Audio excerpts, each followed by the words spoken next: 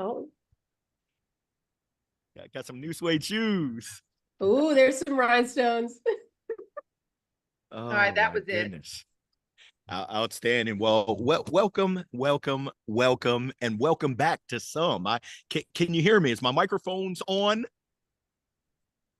Yeah, yes, Oh, yes, or yeah. yes. Can you hear me? Yes. Yes, and that means you took them to the Red Hat Conference. I did. I got to coordinate. I'm colorblind, so close enough. But welcome to this fantastic Friday. It's the finale of the NSA Carolina's second installation of the Week of Speaker Love. I hope everyone has enjoyed this week's worth of programming in the previous 4 programs. And I know I can't be alone when I say that I'm filled with so much speaker love. By way of introduction, I'm Larry Long Jr., CEO, that's Chief Energy Officer of LLJR Enterprises. Do you want And to as keep your Oh, wow. I appreciate it. Ooh, the more the merrier. I don't know if we have enough mics for everyone. Thank you, Debbie. As president-elect of NSA Carolinas, I'm honored to serve as your host and MC. Please do not hesitate to reach out to me or the group or our team if there's anything that we can do to support you. Once again, I want to give a huge shout out to our board, Kevin Snyder, our president, Christine Strack, our association administrator, Sarah Glover, who's in charge of our member experience, Terry Quimby, VP of Finance, Peter A., VP of Marketing, at-large board member John Edwards, and our past president, Mike Mooney. A quick shout out, and if we can get a wave to all of our CSPs and CPAEs that are in the house, please give us a wave. Yes, we want to give them props. Want to encourage everyone to please check out our website, nsacarolinas.org, for all the upcoming amazing programs that we have. So we're here to help you twofold. Number 1, build a better speaker business. Yeah, hey, build a better speaker business. Number 2, be a better speaker. So it's my great privilege, my great pleasure to introduce our next presenter who will be sharing her program, Story Selling for Speakers. Now, I come with props. Y'all know I come with props. It's not storytelling, but it's story selling. So take this T, cross it out, and put the S in. Tony Robbins has referred to her as a superstar. Harvard hired her as an MBA sales coach. Top Sales World ranked her among their top 50 sales speakers, and Brian Tracy endorsed 2 of her sales leadership books. From landing million-dollar deals to facing bankruptcy, she self-petitioned the U.S. government to recognize her as a top 1% sales leader worldwide and succeeded. Discover the power of reshaping the narratives you tell both to yourself and to others in this inspiring, entertaining, yet practical keynote. Walk away energized and redefined in your understanding of getting known, getting seen, and most importantly, getting business. For those eager to share their message with the world, let's please put our hands together. Let's give a warm NSA Carolinas Week of Speaker Love welcome to my great friend, Bernadette McClelland. I got some mics for you, Bernadette. Thank you so much, Larry. And look at all those microphones. I could only find one. No match for Larry. So it's an absolute pleasure to be here with you guys.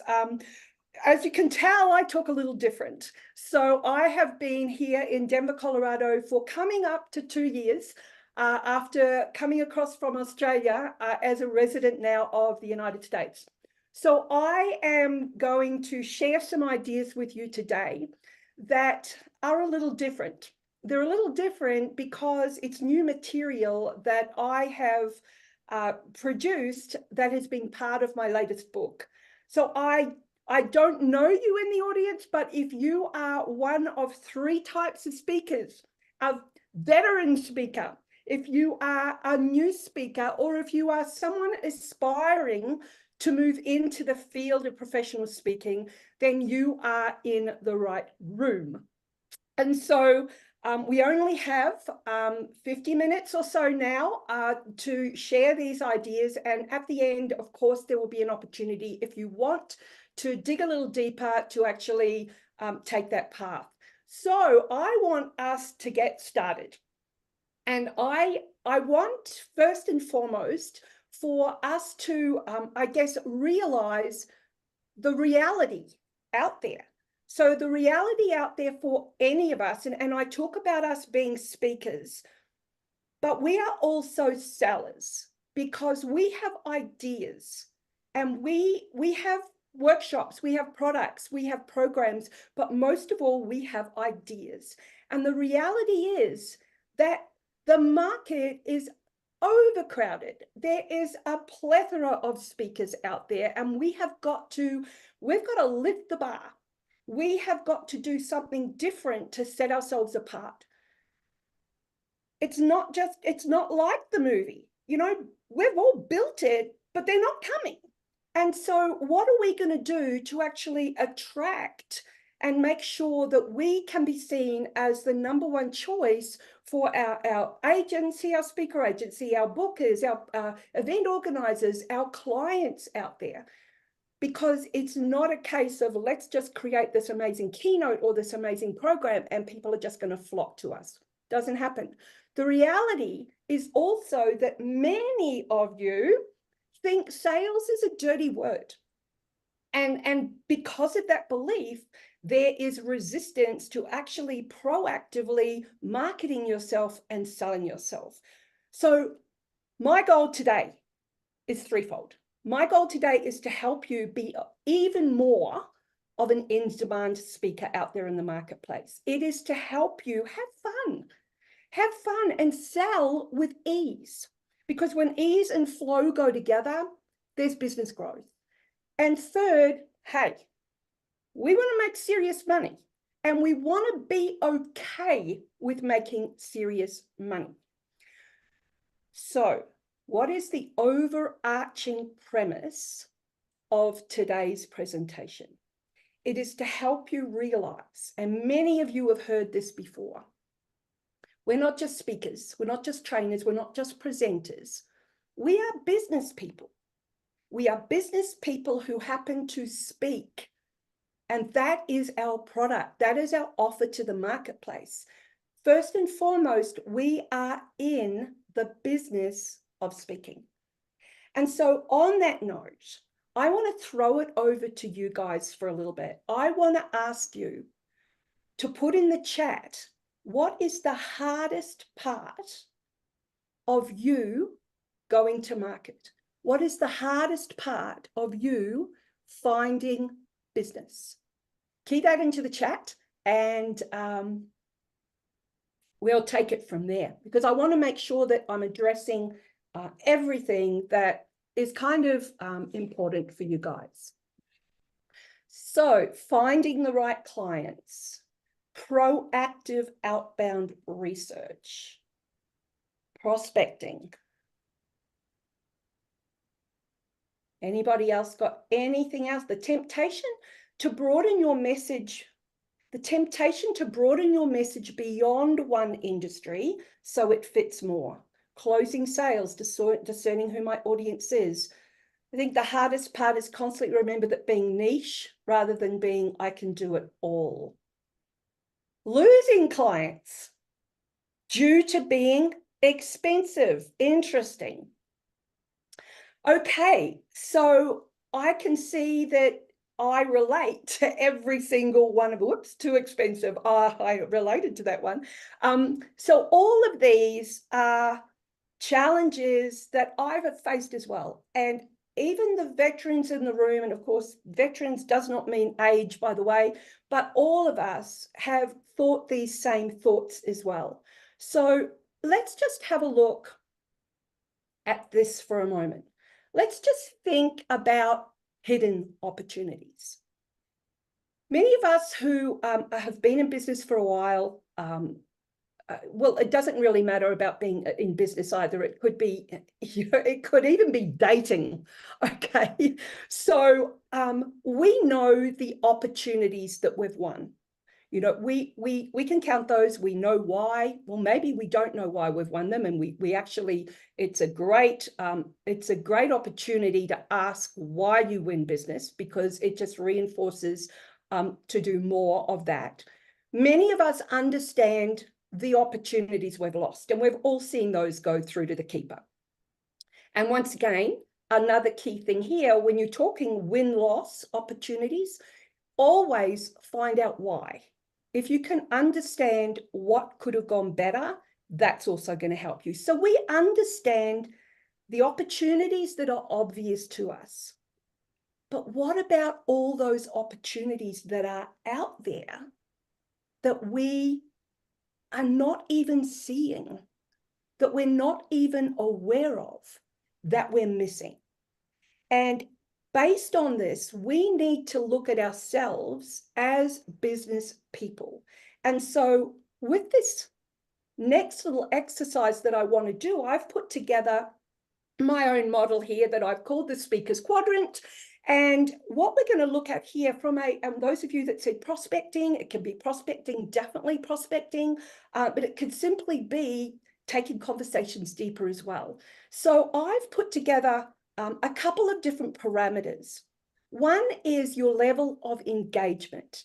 And so is your level of engagement more on the lower level, or is it more on the higher level?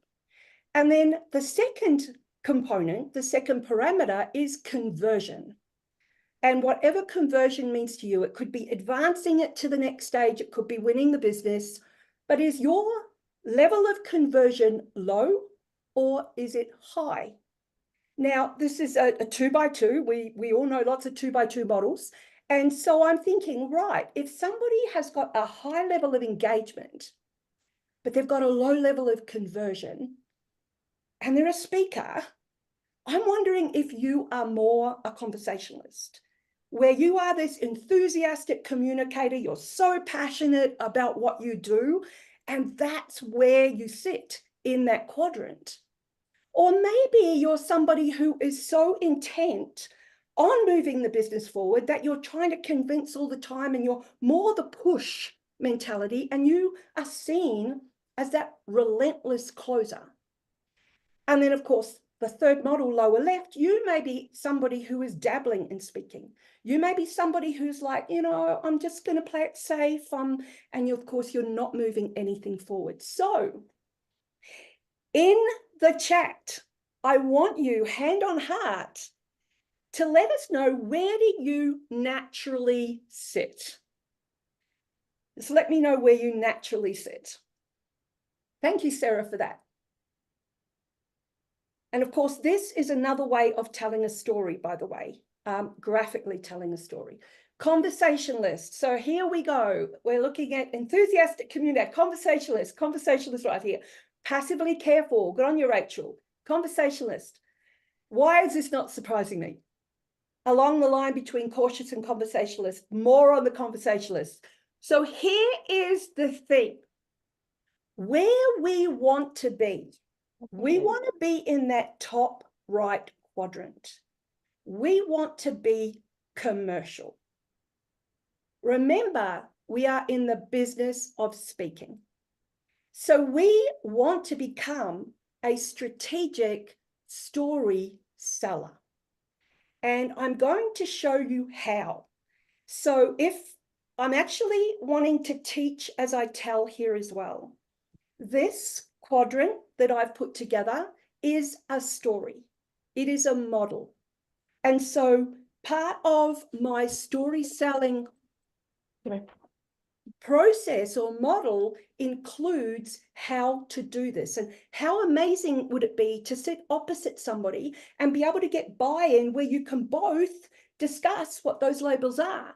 And then what happens is it's, well, how do I become commercial? How do I do that? And so what I put together 18 months ago, so I'm now going to look at how we get the convincer to become commercial and the conversationalist to become commercial, is putting together the actual story seller model. Now, I mentioned before that my book, and this is based on the story seller model. And so I was sitting there and I was talking to a sales leader. And I said to him, I said, okay, what are your challenges? Which is, you know, a typical question. What are your challenges? Where do you want to go? All of that type of thing. And what we came up with, which is not rocket science, by the way, is he said and I kind of articulated and synthesized it too. The future, what I want in the future is X, Y, and Z. And now this is something that not a lot of us focus on. When we're talking to an event planner, when we're talking to a prospect of any sort, we tend to talk about our features. We tend to talk about our keynote. We tend to talk about, the 5 key points. What we need to realize is that what is important to that person is their future. And so we need to swap out features for future and get very clear on having those conversations. So the challenges in this particular sales leader space was connection. How do I elevate the level of connection so that my people are talking to the right person? This applies to speakers just as much as it applies to the refrigeration salesperson. Then it's like conversations. How do I help them take their conversations deeper? How can I get them away from features and brochures and one sheets? And how can I get those conversations deeper? And then thirdly is, okay, we've got a pipeline. How do I take the connections and the conversations and accelerate the conversions? And so I've synthesized this into this Venn diagram. So I went away, sat down over a glass of wine, and I thought, okay, if I'm going to walk my talk, then I need to get deeper myself. And so I'm like, okay, what is the root cause of connection not happening? What is stopping speakers from having getting to the right people? And it came down to, well, there are 3 internal stories. It's the internal stories that we tell ourselves about the prospect, about the deal, about the fee. What are those internal stories? And then how do we take the conversations deeper? Well, what are the stories we aren't telling that perhaps we should be telling? And what are the stories we are telling and shouldn't, and are not telling and should? And so I got very clear on what they were. And thirdly, the essential stories are the stories that you need to elicit from your prospect. Remember, I started with future. So what are their stories? So we're all conversationalists. We all put that down the thread. We're passionate about what we do, and we tend to run off at the mouth a little bit too much. So we need to pull back, and we need to go into almost coach mode and ask the right questions, the essential questions. So this is the story seller model. And so my premise is, those 3 stories that I'm going to take you through some of them today is identity, authority, and money.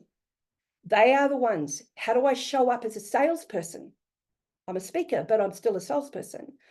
What's my thinking around authority? 25% of people have got a fear of authority. Now that could be event planner, written on the doorway, CEO, whatever it is, and you may be older than that person, but there's still a little bit of intimidation happening. And money, especially when it comes to our fees. The external stories are why this person needs to change, what needs to change, and how. Well, you've already seen a 2x2. A 2x2 is always what needs to change. A then is always how. And then third is, how do we expand our conversations? How do we really elicit the emotional buying criteria of that booker or that event planner or that conference organizer? And how do we gain the decision? So they are the 9 stories that form the story selling model. Based on that, I want you to reframe your fear of prospecting or your fear of outreach. Some of you have already said that in the chat. I want you to reframe it that outreach is simply opening doors to stories that matter, one conversation at a time, without that feeling of, oh, this is a hard sell, or without that fear that many of us have gone through. of returning to the 9-to-5 grind. So with that as our baseline and that as my framing for today, what I want to do is to take you through the 5 principles that are going to help you become a strategic story seller. But first, can you just key very quickly into the chat what jumped out at you with that first lot of framing?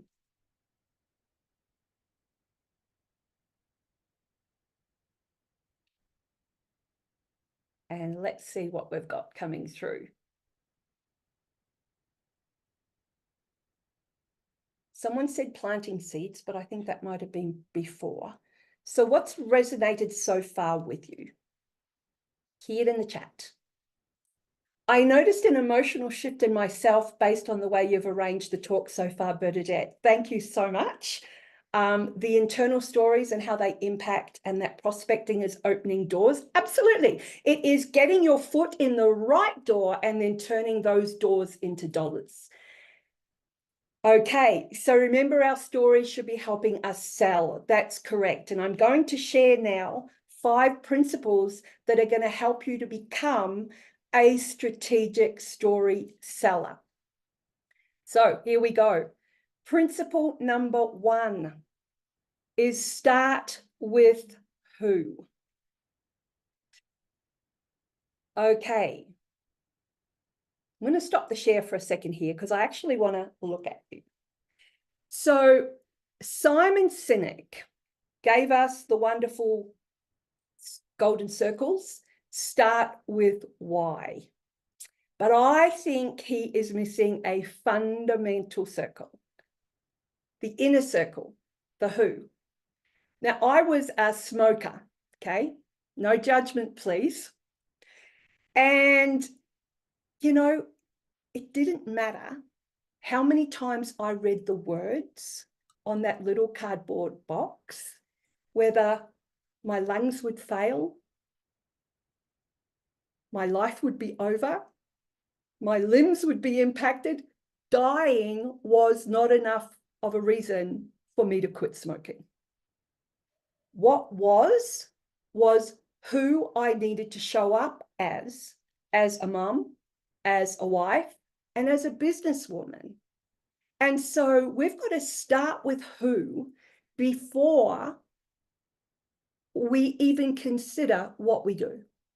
So principle number 1 is start with who, not what you do. Now, I left corporate Australia back at the turn of the century, back in 2001. And I had got a standing ovation from my peers on a 5-minute talk on the difference between workstations and PCs. And that was enough for me to think I can be a motivational speaker. So I joined National Speakers Association of Australia, and my journey there began. What I had done was I had started to, with the idea of running breakfasts and speaking. And so I put out an invitation. I had the room, it was white tablecloth, silver service in the Central Business District of Melbourne. I had 45 people pay a lot of money back then, $95 for breakfast for an hour with me. And I'm presenting. It was beautiful. And my presentation was over. And I'm finishing it. And my glass of water is next to my husband's watch. So I've leant down, grabbed my glass of water to have a sip. And as I did, I noticed my husband's watch was only half an hour. I'd only spoken for half an hour. And so all these voices were just going off in my head at 1,000,000 miles an hour. They've paid so much money for this. They're going to think you're a con artist. My God, what have you done? Where have you missed out? What have you? It was just manic. So what I did, I started to pad it out. I started to recap. I started to summarize. I started to do all these things. And I felt the energy in the room dropping at 1,000,000 miles an hour. My husband's down the back and he's got this look on his face and he's like, wind it up. And so I finished. My husband's watch had stopped.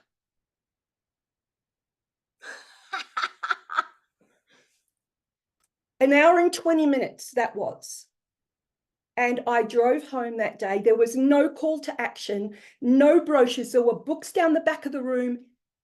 I drove home in tears and I never spoke for 10 more years.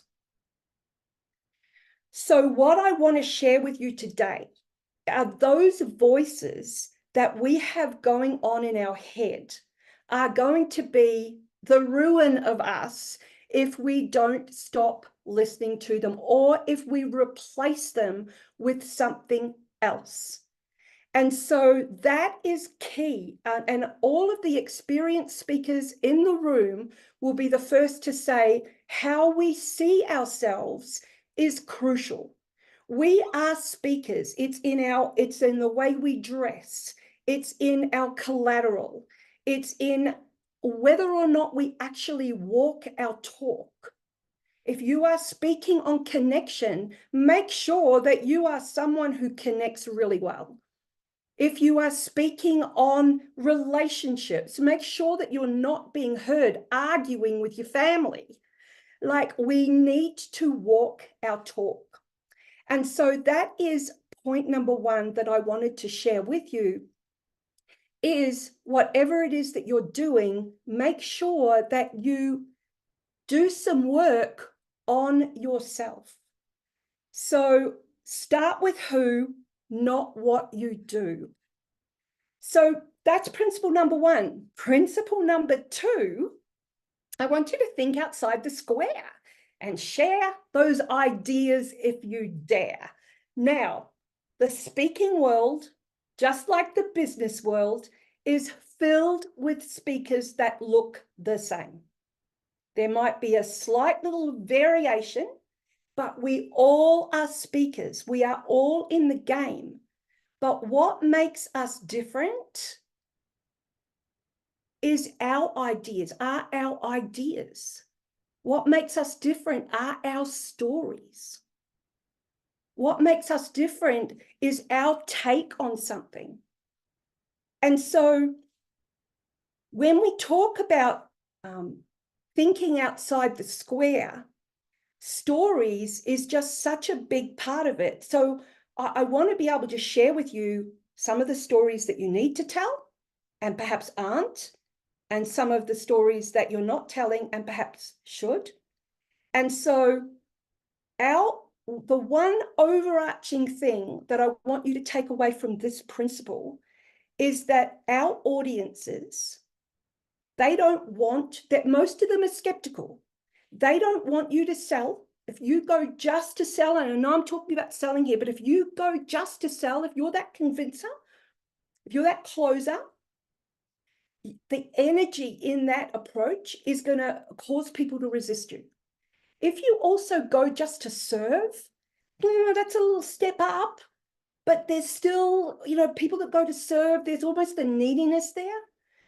But if you go to the market to strategize and shift the way they think and feel, that is what our audiences want. Okay, they want you to shift the way they feel and give some prescriptive ideas to help them think differently. I've done this with you today. I've given some thought and created some models. And this is, I'm not here today just telling you everything else you've heard before, I hope. Which is why when you're on stage, please, these are the stories not to tell. Do not tell any more Uber, Airbnb, Kodak stories. I worked for Kodak for years. I'd love to tell the Kodak bankruptcy story. I've been bankrupt myself. I would love to link that together, but it's another Kodak story. So be careful that you're not telling the same stories every other speaker is. Do not tell another person's story, please. At some stage or another, you might get away with it with a number of audiences, but I was at an event not so long ago, and the speaker that had come in was only there for their keynote. They weren't there for someone's before or after. The story they told had actually been told by the speaker before, and the speaker before actually wrote that story in their book. So please, when it comes to your own stories, you have got a plethora of stories. And you tell the right story with the right audience. Don't try to force a story in. I've only told that story about the breakfast a couple of times. Would I tell it in corporate to a group of salespeople? Probably not, but to a group of speakers, you all relate. So be very, very careful. Don't tell a story about you as the hero. It's okay to tell a story with you in it, but don't make the story all about you. You know, you're not someone who's climbed Everest. People don't really care about what you do if it's all about you. And if there is a story that is about you, that you're linking to a message, and this is the key part, stories must have a relevant point. They must have a relevant point. So yes, take your story, but link it to a relevant principle or relevant mistake that your audience could potentially make. It's also important from thinking outside the square, if you're emceeing or if you're coming on the stage or you're being brought in, and stick there for the, you know, the person before, or you know, kind of capture something that the CEO has said so that you can link it in. And so I know that one of your speakers this week said, don't make it all about you. And my first point was, start with who? So I can kind of link that in and say, he is actually talking about my next point. But so kind of bring in somebody else's story just to give it that flavor of relevance. Pictures, like my images, are another way to tell a story. So quotes, if you're gonna use someone else's quote, that's fine, but put something a little different on the end of it. Just make it yours. So I want you to think outside the square when it comes to your content. And just to make you stand out differently. So, you know, all of these spoons, all of these different spices, we're all the same, but we're also all different. So make sure that you show up different. Third, own outcomes, grow incomes. Now, we all know our outcomes as a speaker, but I'm not talking about our outcomes here. We need to really dig down and understand what our buyers' outcomes are, what our clients' outcomes are, what the bookers' outcomes are. You know, the number one topic on the planet is still me. And so that relates to your buyer.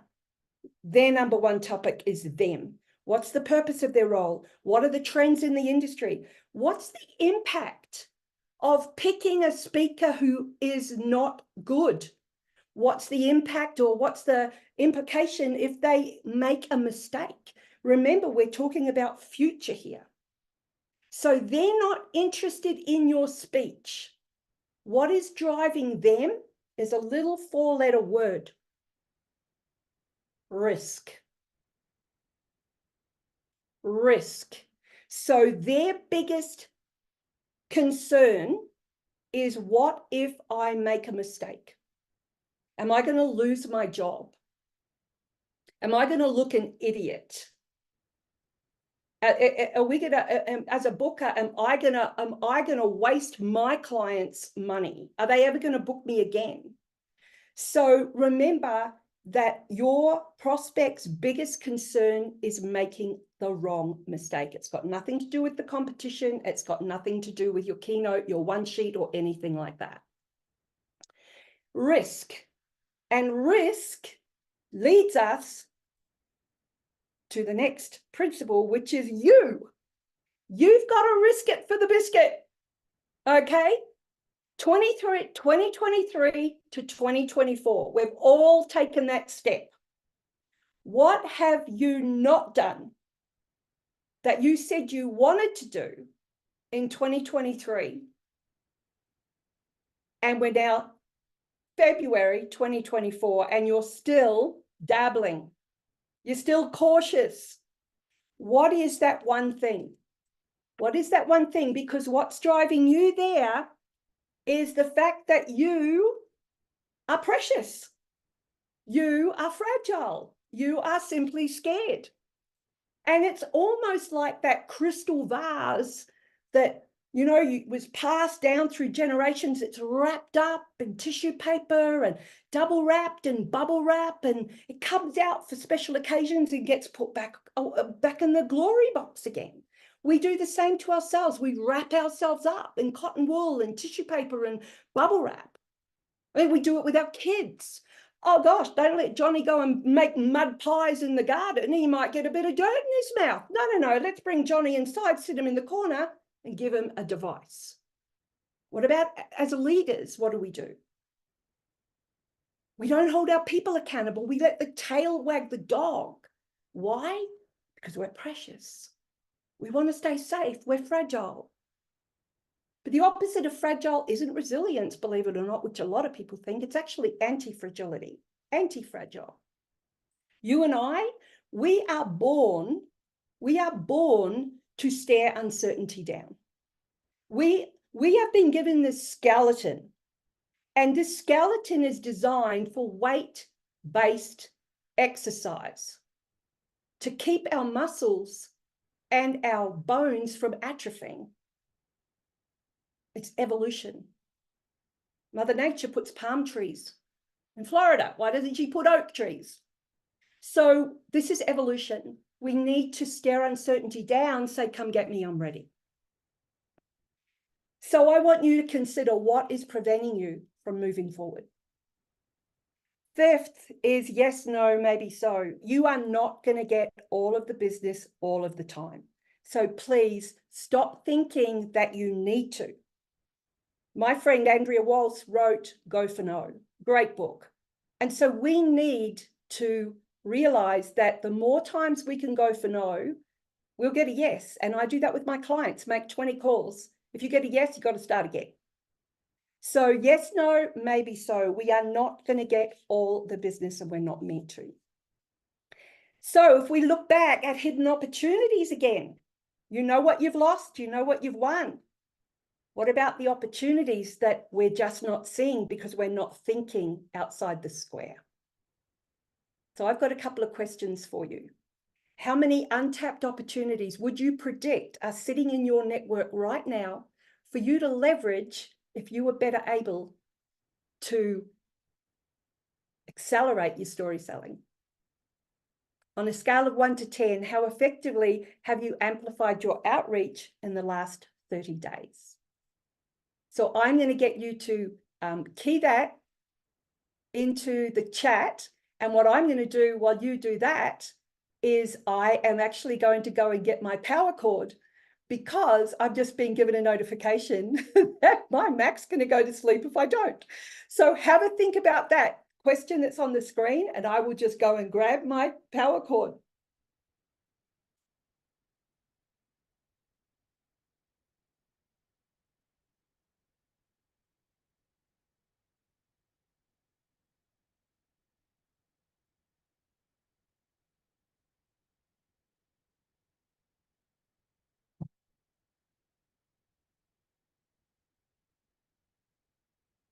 And just like that, she was back.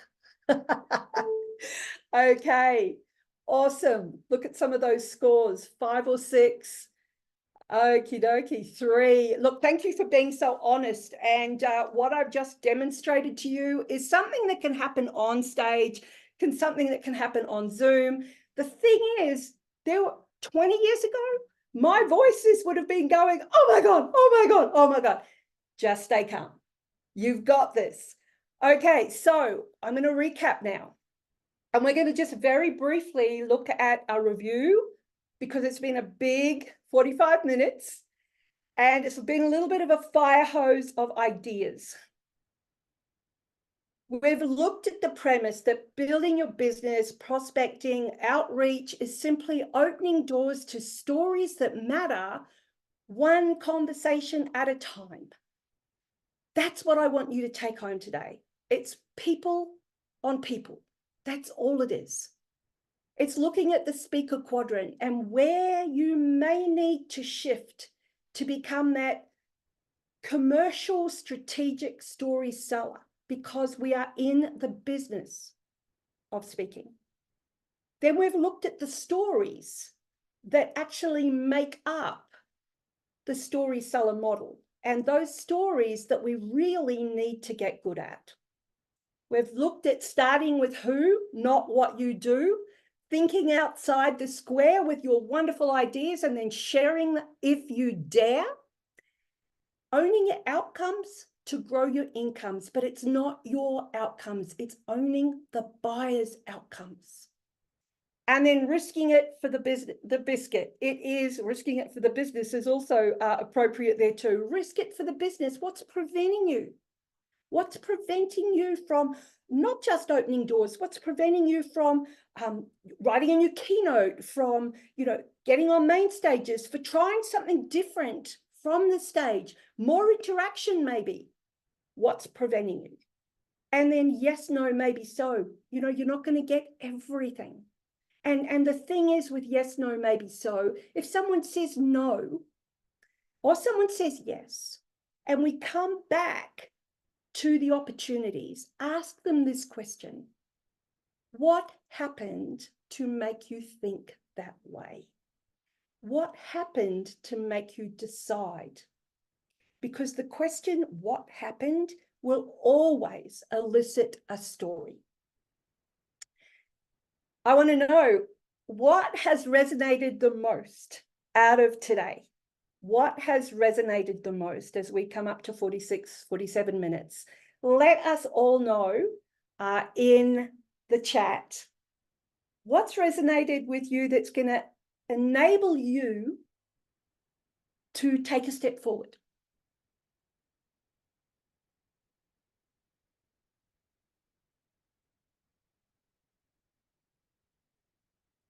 And so if I was to look at this and think to myself, okay, what's resonated the most with me?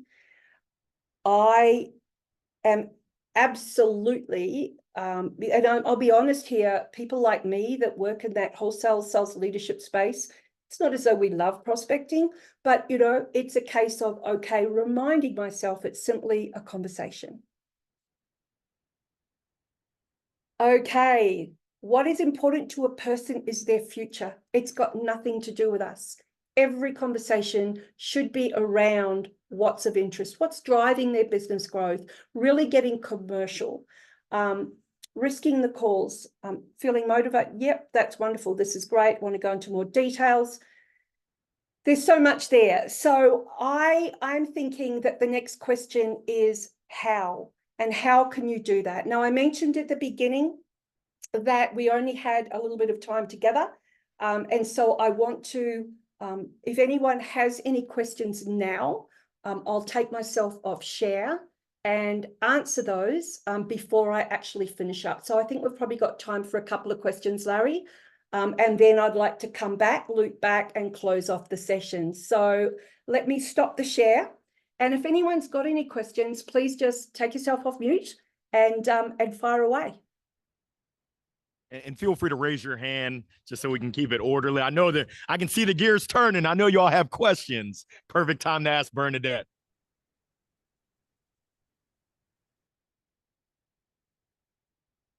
Don't be shy. I have a question, Bernadette. You got it, Amy.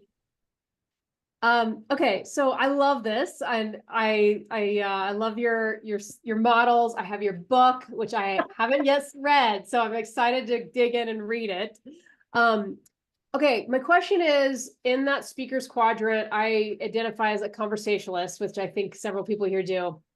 And lately, like in the last, this year, in the last few weeks, I've had a number of sales calls, as clicking conversations, as Matt would call them. Oh yeah.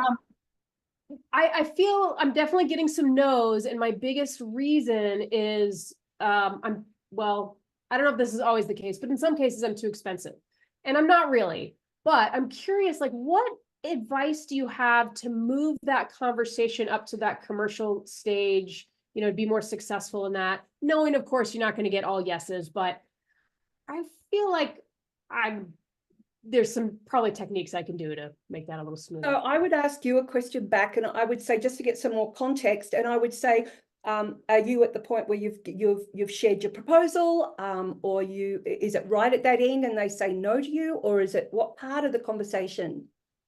I would say it's like we have the conversation, and then either in that moment, especially if it's just like a 1-day thing, like, hey, here's my fee. Yep.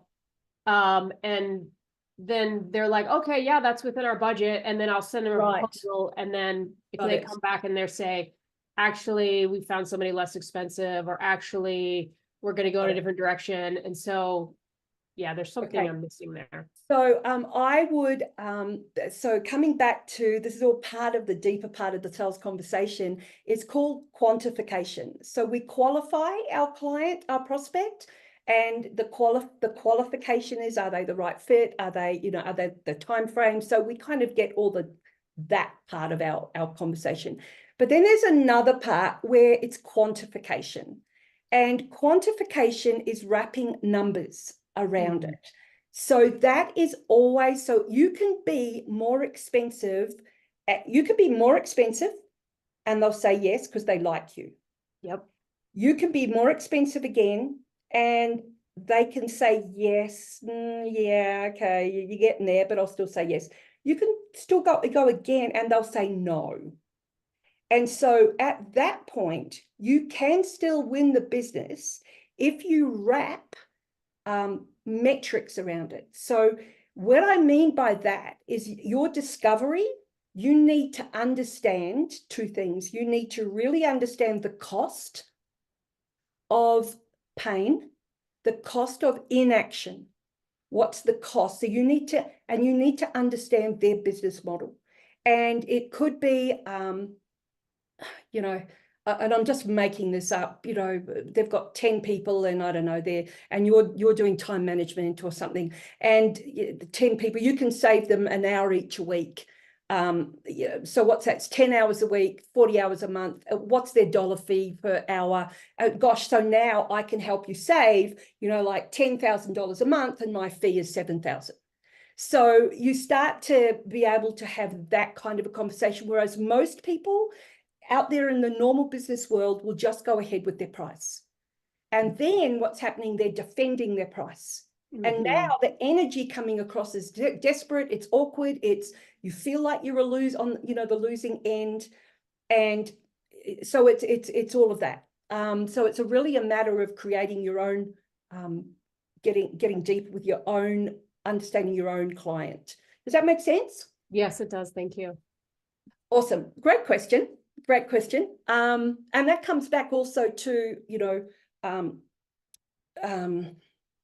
and I think outside the square, it's like, we really do have to think outside the square. And then that takes bravery as well. So then the internal stories really kick in.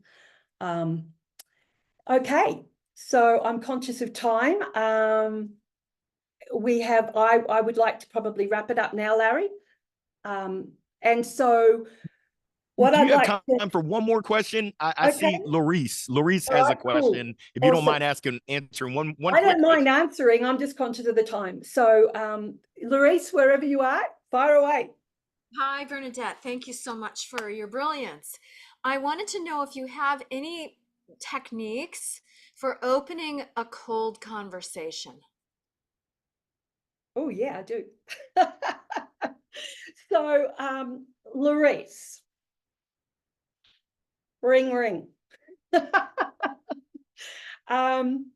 This is how I do it. And once again, there's lots of scripts out there, and everyone thinks those scripts are the magic bullet. They're not. It's simply you. And I, since corporate days, have done the same thing, and it doesn't get me them all the time, but I have a good success rate. So hi, Larice, Bernadette McClelland here. You don't know me. We've never met. So I will always start with that, because what that's doing is it's like, because who is this person? So immediately it's kind of done that. And I'm wondering if you can help me. So that's how and then I'll go, look, I'm working with a number of your peers. other sales leaders.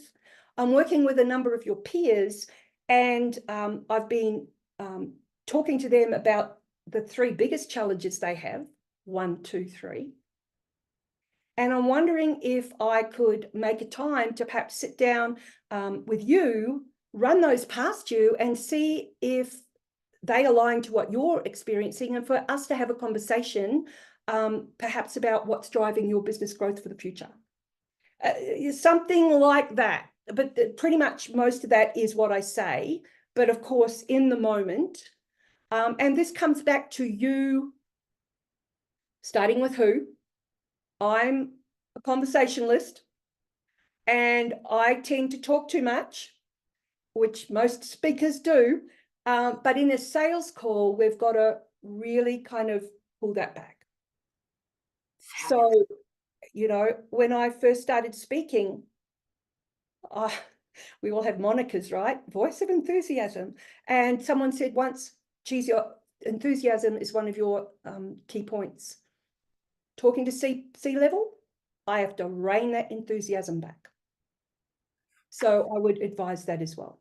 Great question. So I'm going to, I'm just going to share this with you. I want to put this out to anybody. As you can see, if you can have an hour with me, it can be on any one of those topics about mastering your prospecting.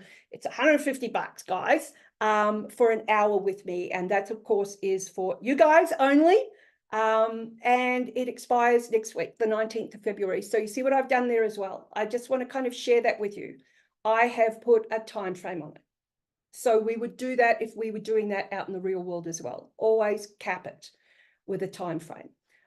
So on that note, take a screenshot of the QR code. It will take you right through to my Calendly, where if you choose to do that, it will simply enable you to put your credit card number in. So apart from that, we are now 57 and 20 seconds. And I would just love to say thank you so much to Larry and the board for giving me this opportunity.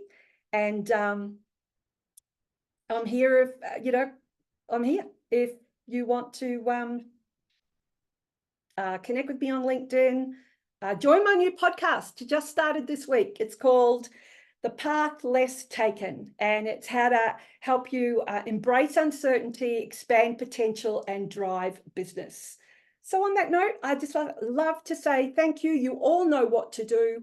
You know, you got to get very crystal clear on what's stopping you. I've shared this message with thousands of people around the world.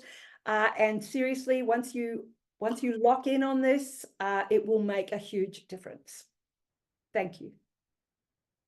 Will you please Can everyone please come off of mute and let's give Bernadette a round of applause. That was absolutely amazing. Thank you. Story selling for speakers. Oh, the 5 principles, the vulnerability. That was absolutely amazing. And I think, actually, no, I know that they say we save the best for last, and we most definitely save the best for last. From the bottom of my heart, from the bottom of the heart of NSA Carolinas, we want to say thank you to each and every one of you for taking your time to join us, to learn, to contribute. I want to say thank you, sincere thanks, Bernadette, for just giving us so much knowledge, as well as I want to say a thanks to all of our Week of Speaker Love presenters. We had Susie Silver with Intentional Words on Monday, Dr. Delatoro McNeil, CSP, CPAE with Crush the Stage, Presentation Mastery on Tuesday. We had Peter Stark on Wednesday talking about the benefits of NSA National membership, as well as how to successfully build a sustainable speaker business. Yesterday, we had unveiling the financial roles, talking about money, the bookkeeper, the accountant, and the CFO with Carolina Aponte. And last and certainly not least, we had Bernadette McClelland sharing with us storytelling for speakers. Give yourselves a round of applause. Storyselling. Yes, I'm sorry. Thank you, Larry. I'm just appreciate you so much, Bernadette. Thank you. But Larry, you worked really, really hard, and you're at an event, and you go, boyfriend. We're proud of you too. Yeah. Thank you, Larry. Catch it. Thank y'all. Bernadette, would Thank you, share Larry. again? Beg your pardon? Could you share that offer screen again? Get your QR codes ready. Get your Twitter fingers ready. Snap, snap. It's here today and gone tomorrow. It is. Bernadette, that was absolutely amazing. Story selling, not storytelling. And I love the stories that we tell ourselves, the stories that we tell our prospects, the stories that we elicit from our prospects. Just that mindset, that perspective is absolutely amazing. There's no mystery why you're in the top 1 percentile of sales professionals, leaders, and trainers. Keep shining, keep thriving. We appreciate you serving us today. Thank you, everybody. Have an amazing weekend. Oh, no doubt, no doubt. Take care, y'all. Bye. Take care. Thanks, Happy- Larry. Happy Bye. story selling.